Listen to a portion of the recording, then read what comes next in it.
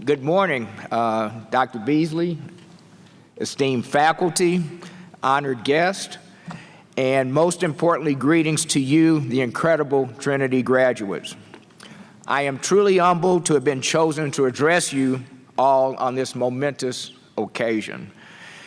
Thinking about what to say became very clear to me, and where I simply remembered that I was sitting where you are now, 46 years ago, and I asked myself, Joe, what do you want now? Well, what I want now is, what do I wish someone would have told me on that day 46 years ago that would have made me less nervous and more confident about my forward journey? A multitude of things came to mind, but in the time allotted, I'm going to share with you three things. In honor of this learned audience, I have chosen to introduce each with a quote from some of the greatest scholars and philosophers of all time. Leading the list, the obvious first choice is Yoda. Yes, Yoda. You expecting Voltaire or Kant or no? You guys are off the clock. We're going to have some fun here, okay? The quote was on the occasion of Luke going to save the galaxy, and when Luke said he was not ready, Yoda responded to him, "You have all that you need. Mind what you have learned." Walking out of this auditorium 46 years ago in medical school, I was Luke, confronted by a galaxy of graduates from colleges that began with H's and Y's and P's and S's. All of them asked me, "Where did you go to school?" And I told them, "Trinity." And they said, "Where is that? Why would you go there?" And the little undertones were, and you probably went there because you couldn't get into one of our HSP schools, and maybe you don't even belong here. Nervous was an understatement about how I felt until the first test came back, which was biochemistry. Half the class failed, another 25% barely passed, and I had the second highest score in the entire class. All because of Dr. Christensen's biochemistry teachings here at this university. And when the most arrogant person had asked me that I did not belong here, I only had a few words for him. "It's in San Antonio. Come visit." We didn't have the little sayings y'all had back in the day, but it would be, "Dropping the mic." Qualified and prepared do not necessarily follow each other. Let me be crystal clear to you today. Be secure and confident as you leave here that not only are you qualified by your degree, but you're also at a minimum equally and more often superiorly prepared for your next step as anyone coming from anywhere. Period. Full stop. So how do you follow Yoda? Easy. Aunt May. Oh, if I asked the Texas audience, Ain't May. Spider-Man's Aunt May. And I took a little bit of poetic license from her quote, which says, "With great education comes great responsibility." While your teachers and mentors here are happy that you made it through their classes, they're also passing the baton to you with the expectation that you will run with it and further your discipline, add value, and in short, some kind of way, make it better. For me, the baton was passed exactly on June 5th, 1981, when the first case of what we now know HIV was reported. In the first meeting of just 50 people from the entire country, we all walked out with the baton equally, not knowing where to run or what to do. So I was trying to figure out how I was going to run with that baton. What worked for me at that point may well work for you. Do as your mentors did. Teach. You will never know more about your discipline until you have to teach it to someone else. This will lead to two positive outcomes. One, it will clearly help those that you teach.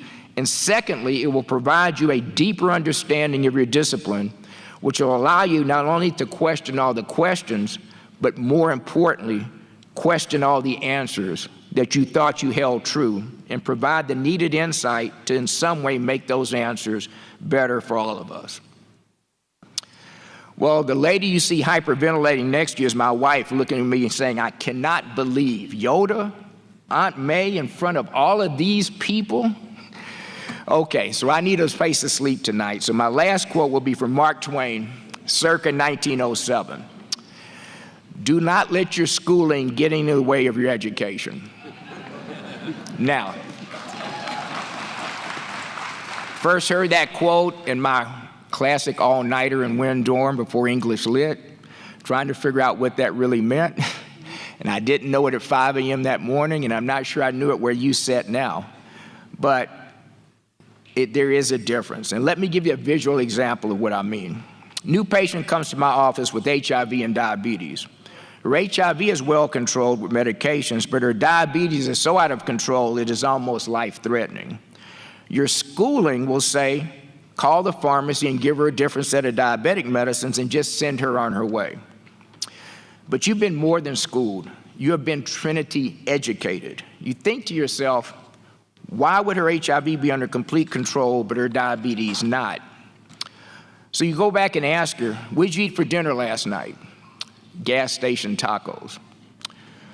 When's the last time you had any fresh vegetables? And she burst into tears and said last month because she had no time with 2 jobs to take multiple buses to the grocery store. So you realize that she lives in a food desert. So the call was not to her pharmacy. The call was to HEB to ask them to extend their Instacart delivery a mere 2 miles to her zip code. In 6 months, not only is her diabetes under control, but her 2 overweight children are losing weight.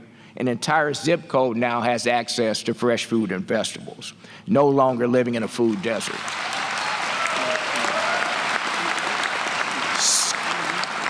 Schooling is one thing, but a true education is putting what you have learned into the human experience. This was taught to me here at Trinity. I didn't all of a sudden just wake up and have this inspiration. And believe it or not, a political science class, no less. I can't explain to you the connection here in time. A course that I would never taken without the Trinity liberal arts focus. Search your experiences as you've not only been schooled, but perhaps more importantly, educated here at Trinity University. Communication is the problem to the answer. Schooling is communication, bridging the problem is your education, and you will get the answers from there. Finally, I recognize that no one ever remembers their commencement speaker, and I'm cool with that. But I'd be very disappointed if you forget Yoda, Aunt May, and yes, even Mark Twain, as what they're saying to you will serve you well and fill you with confidence no matter where your forward journey takes you. And I'll be remiss to say something important that is not on the script. Tomorrow's Mother's Day. And I have to thank God for the 2 most inspirational women in my life, my mother, who, if it wasn't for her, I would not be standing here. And I'm saying, Moo in heaven, thank you for your investment in me. I hope that you're proud. And secondly, my wife, Deanna, who's in the audience, who has sacrificed her career to make sure mine continues to move forward. All of our mothers and women are powerful here. And I just have to say, stand up, mothers, for Mother's Day. And kids, graduates, please salute them and say, thank you, Mom, for what you have done for us. Because none of that happened.